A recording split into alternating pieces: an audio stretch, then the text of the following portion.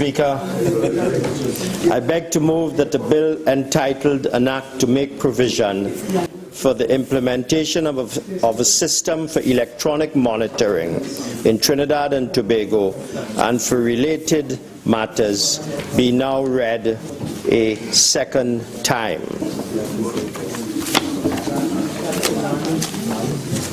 While it is that I would like to get straight into the meat of this, the third of the trilogy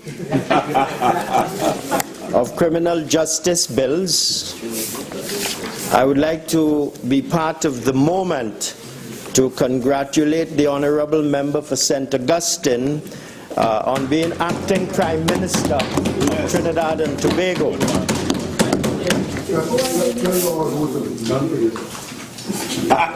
Mr. Speaker, this bill, which the government is one, as I said before, of three bills piloted within the last few weeks and represents just some of the major initiatives being implemented with a view to transforming and modernizing the criminal justice landscape in Trinidad and Tobago. We have brought far-reaching pieces of legislation to this Honourable House that will see the criminal justice system better equipped to strengthen the investigative capacity of our law enforcement personnel and enable the speedy movement of criminal matters through our court system. Today, I present another revolutionary piece of legislation, the Administration of Justice Electronic Monitoring Bill 2011. This bill is just one of the measures proposed by our government to overhaul the penal system by introducing a new sentencing option which would have the effect of reducing prison overcrowding and introducing a more effective prisoner management system. Members of this Honourable House, the overall objective of these measures are the rehabilitation of offenders and the reduction of recidivism, all in a bid to ensure that offenders can become not only productive members of their communities, but also of our nation. This bill signifies the fulfillment of yet another promise made by our government to the people of Trinidad and Tobago, that is, to ensure justice is delivered swiftly, while safeguarding and preserving the integrity of the rule of law and the protection offered by due process in our Twin Island Republic.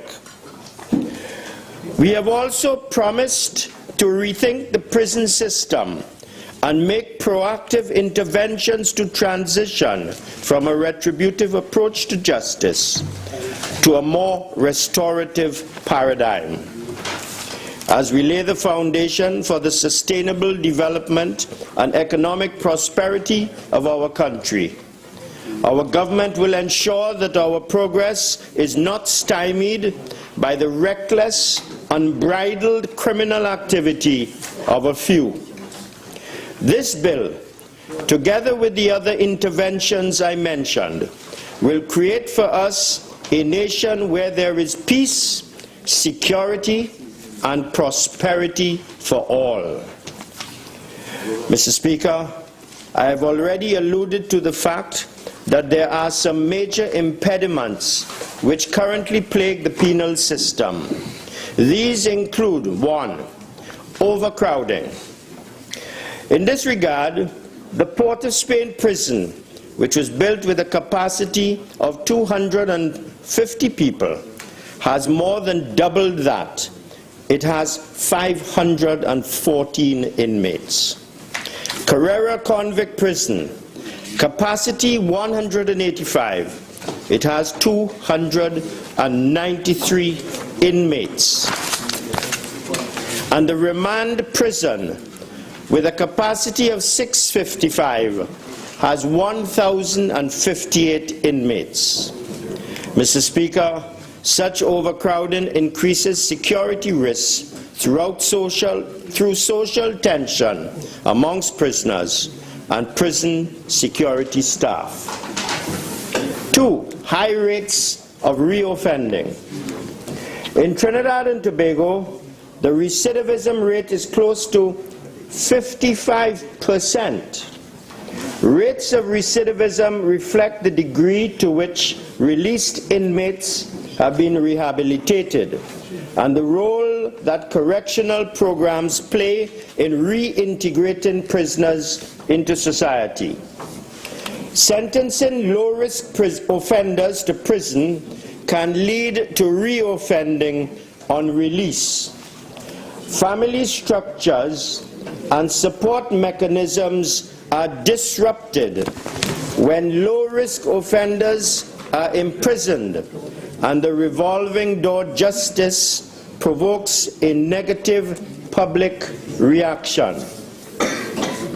High rates of recidivism result in tremendous costs, both in terms of public safety and in tax dollars spent to arrest, prosecute, and incarcerate reoffenders.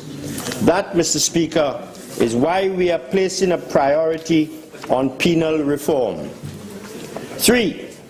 Potential harmful effects of the incarceration of certain categories of offenders. Traditionally, Mr. Speaker, incarceration has been seen as the only possible response to crime, and the emphasis of the criminal justice system has been on punishment.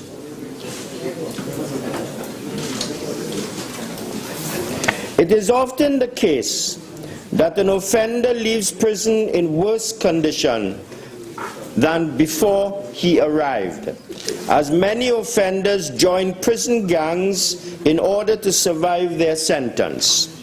If nothing else, offenders, particularly first-time offenders, are exposed to more dangerous criminals while in prison, and the likelihood of such offenders changing their behavior is slim. Our government understands the paramount importance of addressing these challenges. In order to deal with such critical issues, we have embarked upon wide-ranging reforms that include amending the prison rules, introducing a system of parole, and introducing via this bill a system of electronic monitoring for certain categories of offenders. Members of this august House, Trinidad and Tobago is not the only jurisdiction that has had to employ modern technologies in order to better manage its offenders. In the Western Hemisphere, countries such as Canada, the United States, and right here in our region, the Bahamas, have responded with extraordinary initiatives and machinery to restructure and upgrade their respective systems in an effort to address their various issues. So too, other jurisdictions in our region, such as the Grand Cayman and the British Virgin Islands, are also considering the utilization of similar technological measures. Mr. Speaker, it would seem that the standing orders may one day have to be amended to allow the Speaker of the House to impose electronic monitoring on members who cannot remain silent out of respect for the members who are speaking and on their feet. Mr. Speaker, the utilization of electronic monitoring as a form of offender management also has the support of the United Nations. Adopted in 1986, the UN Standard Minimum Rules for Non-Custodial Measures also known as the Tokyo Rules, notes that imprisonment should be considered as a last resort and in turn encourage the promotion of non-custodial measures such as electronic monitoring, having of course due regard for the rights of victims and the concerns of the greater society. Honorable members, jurisdictions the world over agree that some of the benefits of electronic monitoring include: 1. Costs. International averages indicate that incarceration costs a state twice as much as it does to implement and manage an electronic monitoring system. Offenders already serving time may be transferred to electronic surveillance, which can reduce jail and prison overcrowding by diverting offenders that would have otherwise been incarcerated. Electronic monitoring typically requires less staff than traditional intensive supervision programs. Therefore, certain offenders can be punished at a significant lower cost. 2. Electronic monitoring allows for pre-trial release of suspected persons who would have otherwise been detained until a court determines culpability. Such persons are, however, still being monitored in a secure and controlled manner. 3. Electronic surveillance can also be used as a means to enhance rehabilitative programs within the prison system. Mr. Speaker, by way of explanation, electronic monitoring, also called electronic tagging, is a form of non-secret surveillance consisting of an electronic device attached to a person, allowing their whereabouts to be monitored.